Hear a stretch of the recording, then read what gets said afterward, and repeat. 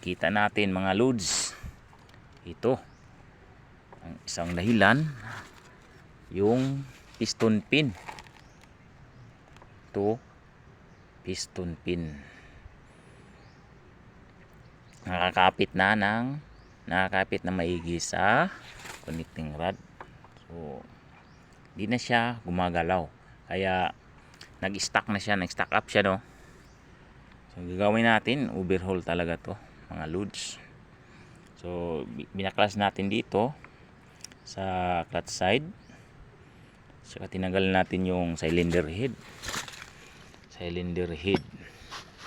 At saka yung mismong cylinder block, no?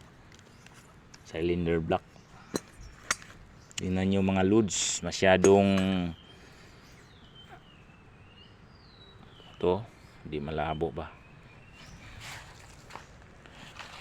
against the light.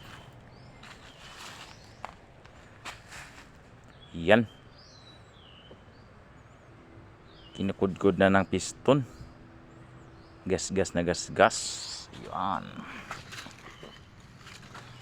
So ngayon gawin natin ay tanggalin natin yung makina, yung mismong engine dito sa chassis.